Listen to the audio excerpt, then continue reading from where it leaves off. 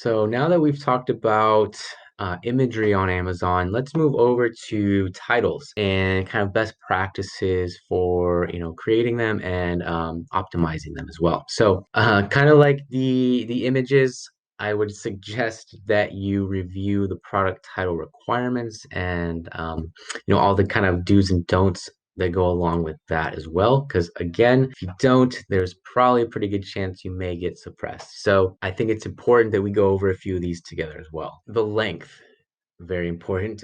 As of the making of this video, I always like to say that because Amazon's constantly changing.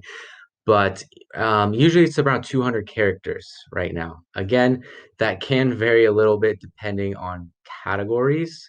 Certain categories can be less than that, such as 80, or in some instances, I've even seen Amazon technically say 50 for some categories. So it can differ a little bit, but a lot of categories are 200. And if they're not, to be honest, a lot of times Amazon is kind of inconsistent about enforcing these things, and you can get away with longer ones in some cases. So again, I would highly suggest you stick to the requirements.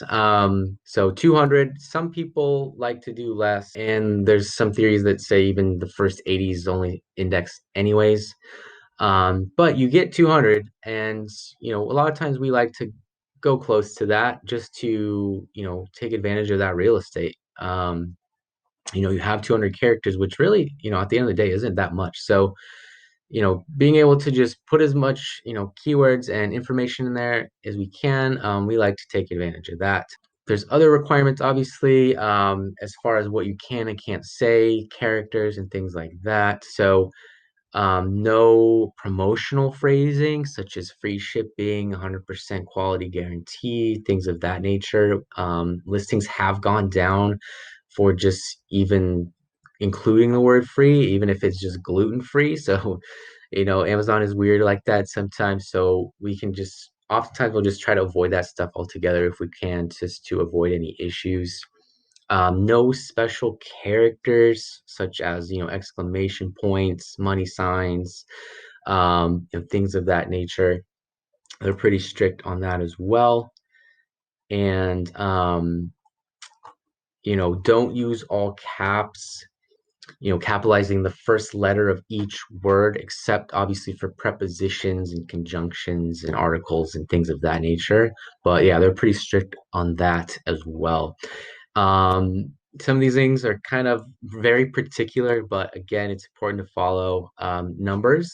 So instead of writing out, 2TWO, just putting the actual number 2 in there. No special characters, like the copyright symbol, the registered symbol, all those special characters are not allowed. Subjective commentary, hot item, bestseller, it kind of goes in hand with some of that promotional wording and phrasing as well. Don't include your merchant name in the titles. And size and color variations should be included in titles for child ASINs as well.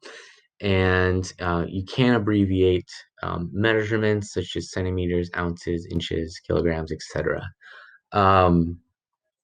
Those are some of the main requirements there as far as the titles. And like I said, they have been getting more strict on these things, and I highly suggest you familiarize yourself with these and try to follow them as closely as possible. Amazon also has certain kind of formatting that they like people to follow, and that can also be category specific sometimes. But a lot of the times, the format that we like to use is brand name, and then like main, hinging keyword, and then following that up with more descriptive aspects and including keywords in there as well, and some benefits and things like size and color and things like that. But it's very, very keyword heavy because the title is the most important when it comes to keywords in Amazon's eyes.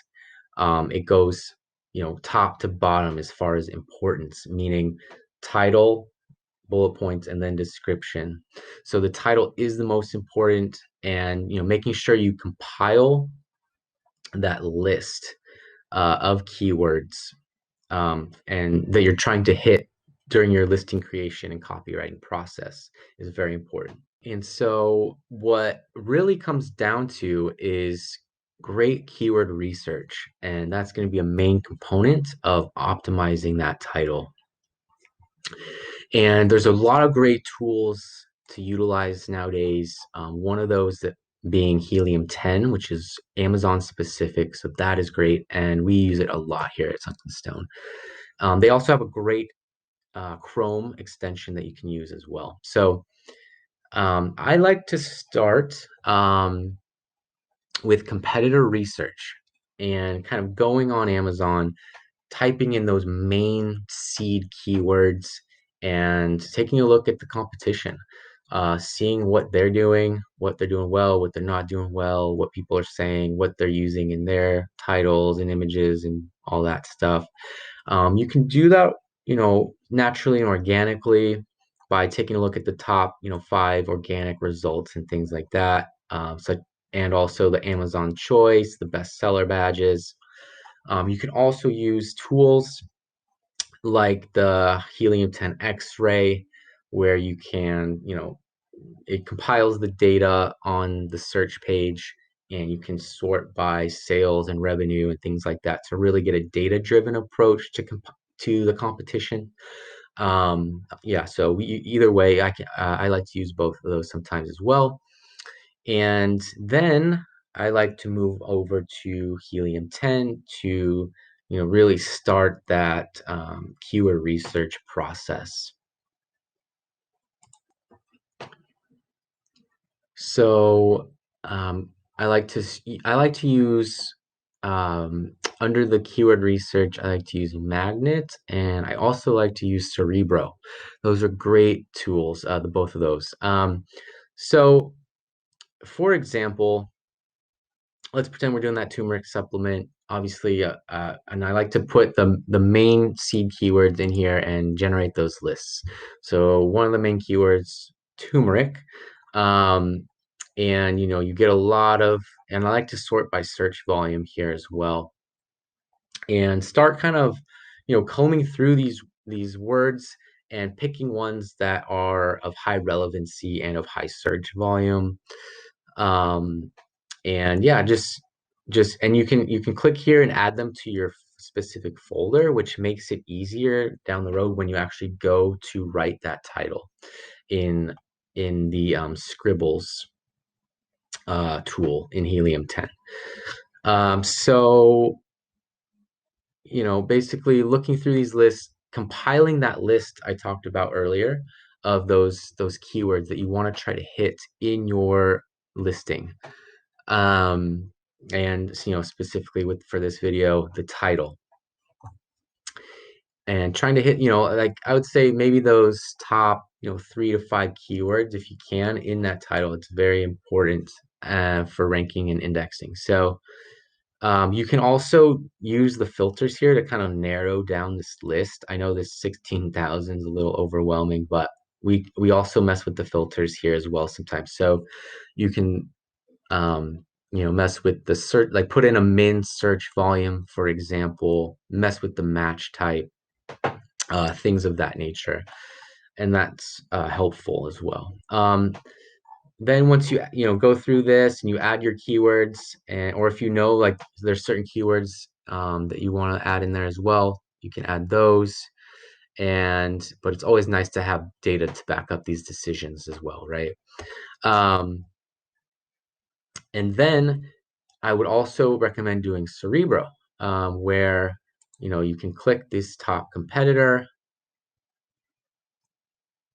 and you can click Get Competitors, and you can select up to 10 different ASINs to do a reverse lookup, and kind of get all those keywords associated with those specific ASINs that you're selecting as well. So yeah, this can take a few minutes.